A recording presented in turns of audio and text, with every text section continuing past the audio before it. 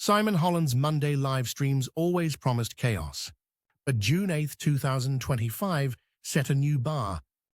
The professor, already infamous for unveiling perpetual motion machines, anti-gravity paint, and a toaster that sang opera, started the broadcast differently this time. No wild props, no fanfare, just a blurred screen behind him and a nervous intensity that felt contagious. He cleared his throat, pushing aside the usual table full of gear, and glanced at his notes, as if weighing which secrets were safe to share. "We've been listening to the universe forever," he said, voice steady. "or at least since the 60s. He listed the classics, Arecibo, the Allen Array, backyard enthusiasts with homemade dishes, all chasing one golden thread, a pattern hidden in the static. After so many decades, the universe had remained stubbornly silent, or so humanity thought. But maybe we've been listening wrong." He paused, letting that settle. Turns out, tucked away somewhere on the European continent, Simon never did say exactly where, there's a research collective, more secretive than CERN during budget season. The group's work, as Simon described it, was more cloak and dagger than peer-reviewed and cited. A quantum tunneling detector bolted to the business end of a radio telescope, all in the hope that alien life doesn't care for FM radio. The device, Simon explained, came from the mind of Gunter Nimitz, a physicist with a mild resemblance to Einstein and a reputation for haunting late-night physics forums. Nimitz's machine didn't measure regular signals. Instead, it watched for subtle blips buried in streams of neutrinos, those nearly massless particles that pour through the Earth as if matter itself is just an occasional inconvenience.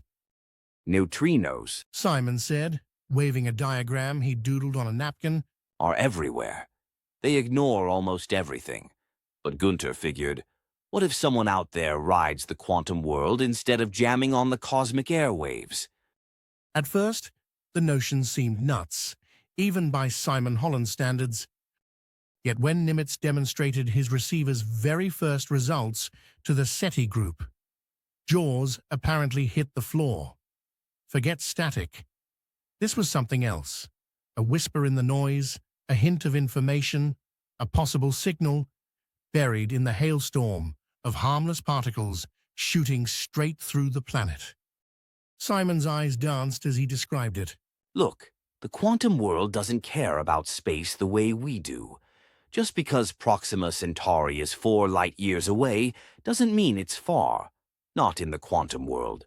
For a handful of electrons hooked up just right, your coffee mug is as close as Andromeda. So, Gunter's quantum tunneling detector, the QTD for short, listened for taps inside this invisible highway. It took the concept of cosmic eavesdropping and cranked it up into another reality. Simon played a short clip, squiggly lines on a screen, a little blip that pulsed in a perfect pattern, then vanished. That, my friends, is either a billion-dollar equipment malfunction or it's proof that someone, somewhere, just tapped us on the shoulder. But there was one colossal catch. The research group, anonymous and nearly paranoid, refused to go public. Not yet. Science, after all, lives and dies by replication. One spark of extraordinary data, especially data this bizarre, just doesn't fly unless you can reproduce it on demand and survive the withering glare of Nobel-hungry colleagues. Simon's viewers were quick to remind him that, frankly, his past announcements, cold fusion, wormhole mailboxes, that one time he claimed pigeons could see Wi-Fi, had all fizzled for lack of outside verification. It wasn't that Simon or his European friends were lying.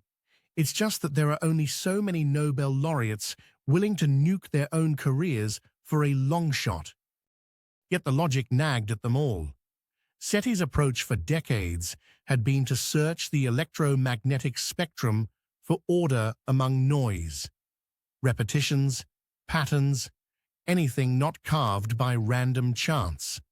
But if an intelligent civilization sidestepped radio entirely, if they had already mastered the quantum backdoors of reality, how could we ever hope to notice? It's Schrödinger's experiment right now. He said.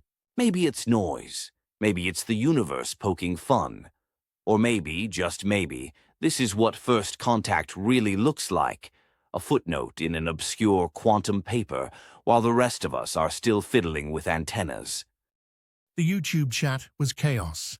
Accusations of hoax, flashes of hope, the usual bets on when, not if, Simon would chase this story past breaking. But for perhaps the first time in his streaming career, Simon pressed the end button with no ridiculous twist or last-minute punchline. If it's real, the proof will come. All we've ever needed is a new way to listen.